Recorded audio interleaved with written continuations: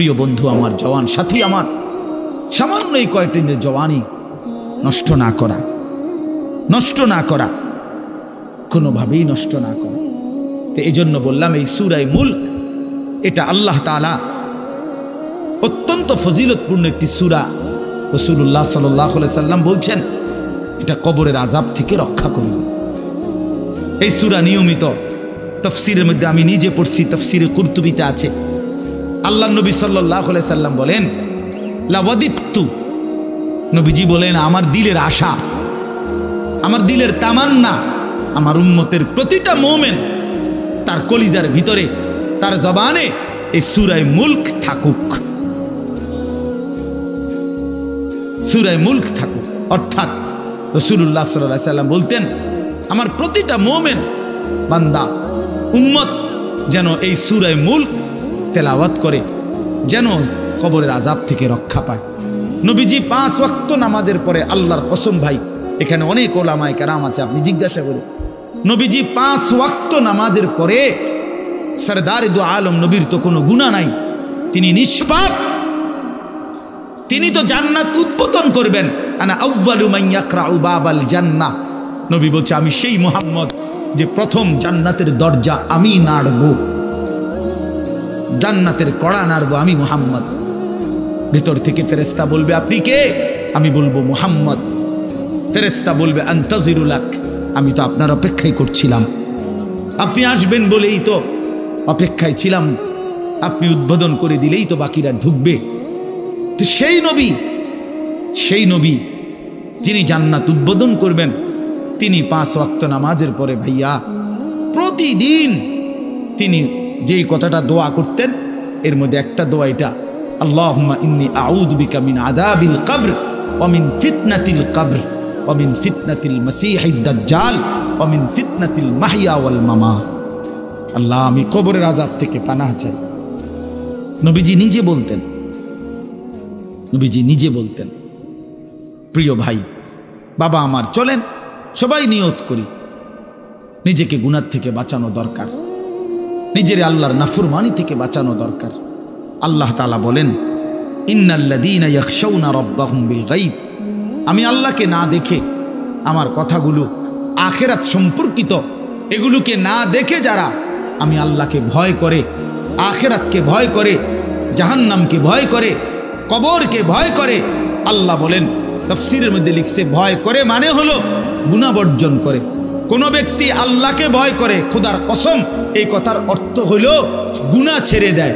যে গুনাহ ছেড়ে দেয় সে আল্লাহকে ভয় করে, যে আল্লাহকে ভয় করে সে গুনাহ ছেড়ে দেয়। কোনো নাফরমান আল্লাহকে ভয় করে না, আল্লাহকে ভয় করলে গুনাহ করতে পারে না। বুঝেন নাই বাংলা কথাটা? এটা কাগজের এই পিঠ ও পিঠ, কাগজের এই পিঠ ওই পিঠ। এই পিঠে যদি লেখা আছে আল্লাহর ভয়, তো ওই পিঠে লেখা থাকবে গুনাহ বর্জন। যে গুনাহ ছেড়ে দেয় সে অটোমেটিকলি আল্লাহকে ভয় করে, যে আল্লাহকে ভয় করে সে গুনাহ বর্জন করে। এজন্য তাকওয়ার অর্থ আল্লাহর ভয়, এটার প্রথম অর্থ হইল গুনাহ বর্জন। মান খাশিয়ার রহমান, আল্লাহকে ভয়, এটার প্রথম অর্থ গুনাহ বর্জন, গুনাহ বর্জন। আমার শায়েখ আল্লামা মুফতি মুশতাকুন নবী সাহেব সব সময় চিল্লায় মাহফিলে, অনেক সময় হাজারি করে বলে যে বাপ গুনাহ আগুন, গুনাহ আগুন, গুনাহ আগুন। প্রতিটা গুনার পিঠে ওই পিঠে আগুন আছে। নারীর প্রতিটা বেপর্দা দৃশ্যের মধ্যে খোদার কসম আগুন জ্বলে। ওই সিনেমার নর্তকীর শরীরে আগুন জ্বলে, ওই নায়িকার শরীরে আগুন জ্বলে, মোবাইলের ওই অস্থির ছবির মধ্যে আগুন জ্বলে, মদের আড্ডায় আগুন জ্বলে, জুয়ার আড্ডায় আগুন জ্বলে, সুদের টাকায় আগুন জ্বলে, ঘুষের টাকায় আগুন জ্বলে, বেপর্দা নারীর শরীরে আগুন জ্বলে। ওইটা রূপ না, ওইটা আগুন, ওইটা জাহান্নাম, ওইটা জাহান্নাম। আল্লাহ তাআলা বলেন ইন্নাল্লাযীনা ইয়াখশাউনা রাব্বাহুম বিল গায়ব, আল্লাহ তাআলা বলেন আমার যে বান্দারা আমার আখিরাত, আমার জাহান্নাম, আমার পরকাল, আমার কবর, এই কথাগুলোকে ভয় করে, আমি আল্লাহকে ভয় করে, না দেখে আল্লাহ বলেন আমি ওয়াদা দিলাম লাহুম মাগফিরাতুম ওয়া আজরুন কাবীর, আমি তাদের পেছনের সব গুনাহ মাফ করে দেব আর আমার সবচেয়ে বড় পুরস্কার জান্নাত দিয়ে দেব। এখানে এটা এমন শব্দ না যে কিছু শব্দ তো আছে একটা শব্দের সাথে আরেকটা বলছে অর্থহীন, যেমন কলম টলম। তো এটা সবাই বুঝে যে টলমের কোনো অর্থ নাই। কাগজ টাগজ, তো কাগজের অর্থ নাই। কিন্তু শিক্ষা দীক্ষা এমন না, শিক্ষা শব্দের উল্টা না। এটা এমন না যে এটা শিক্ষার উল্টা কিছু না, এটা আলাদা শব্দ। শিক্ষা দীক্ষা যেমন আমরা অনেক সময় বলি যে নামাজ রোজা, লোকটা নামাজ রোজায় ভালো, তো এর দ্বারা কি শুধু নামাজ আর নামাজের উল্টা শব্দ রোজা না, এটা একটা আলাদা কি আমল। নামাজ একটা ইবাদত, তো রোজা একটা ইবাদত। তো শিক্ষা এটা একটা বিষয়, দীক্ষা এটা একটা বিষয়। শিক্ষা তো তালিম, দীক্ষা এটা তরবিয়ত, আখলাক। আখলাক অর্থাৎ শব্দ মুখস্থ করা এটা যেমন জরুরি, জিন্দিগি গঠন করা এটাও সমান জরুরি, বরং তার চাইতে বেশি জরুরি।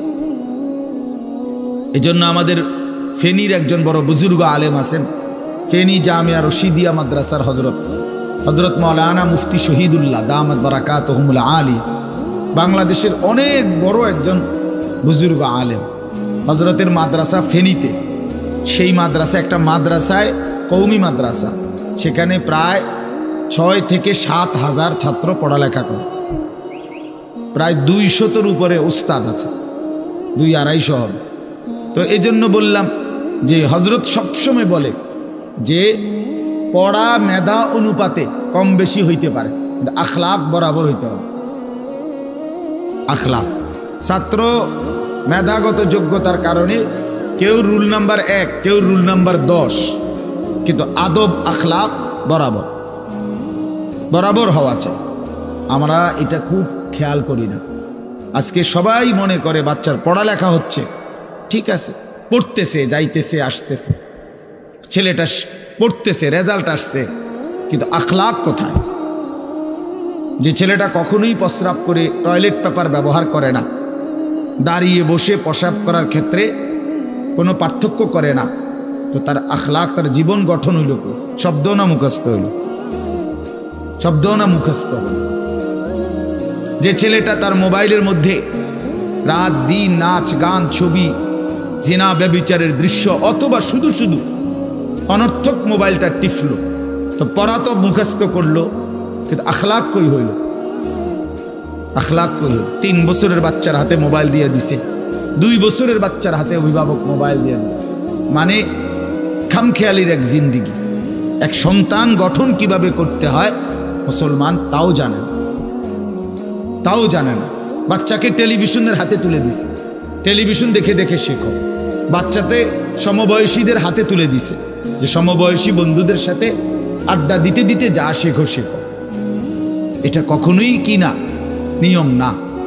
রাসূলুল্লাহ সাল্লাল্লাহু আলাইহি ওয়াসাল্লাম বলছেন, কুল্লু মাউলুদিন ইউলাদু আলাল ফিতরা, প্রত্যেকটি মানব সন্তান আল্লাহকে মানার শতভাগ যোগ্যতা নিয়ে পৃথিবীতে ভূমিষ্ঠ হয়। কোরআন শরীফে আল্লাহ তাআলা বলছেন, ফিতরাতাল্লাহিল্লাতী ফাতারান নাসা আলাইহা, কোরআনের আয়াত। আল্লাহ তাআলা বলেন, দিন মানার পুরা যোগ্যতা দিয়েই আমি আল্লাহ মানুষকে সৃষ্টি করেছি। আল্লাহ তাআলা এমন একটি হুকুম করে নাই, এমন একটা বিষয় নিষেধ করে নাই যা পালন করার যোগ্যতা কিংবা বর্জন করার যোগ্যতা আল্লাহর বান্দার শরীরের মধ্যে নাই, এমন কোনো বিধান নেই।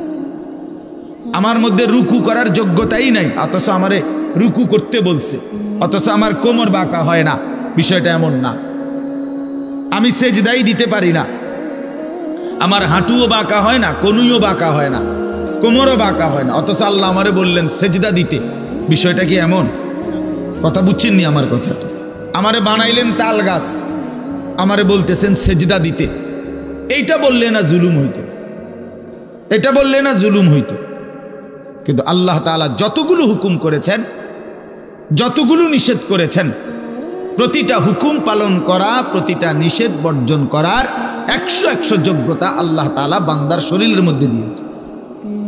কোরআনুল কারীমের মধ্যে আছে, আল্লাহ তাআলা বলেন, বান্দা আমি তোমাকে বানিয়েছি নাবতালিহি, পরীক্ষা করার জন্য।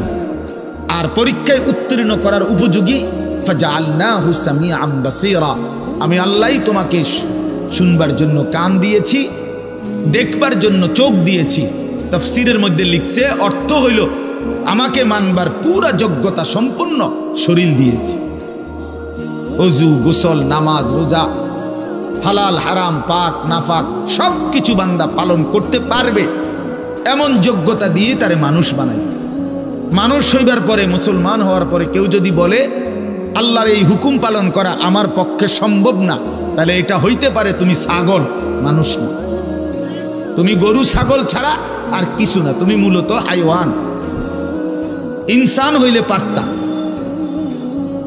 তুমি যদি মানুষ হইতা তো ঠিকই পারতা, তুমি যদি মানুষ হইতা তো পারতা। মূলত তুমি নিজের মানুষ এই পরিচয় ভুলে গেছো। তো এই জন্য বাপ আল্লাহ নবী সাল্লাল্লাহু আলাইহি সাল্লাম বলেন, ফাআবাওয়াহু ইউহাব্বিদানিহি আও ইউনাসসিরানিহি আও ইউমাজ্জিসানিহি, মা বাপ সন্তানকে ইহুদি বানিয়ে দেয়, অথবা খ্রিস্টান বানিয়ে দেয়, অথবা অগ্নি পূজক বানিয়ে দেয়। সরাসরি হাদিস, বাবা মা নষ্ট করে দেয় সন্তান।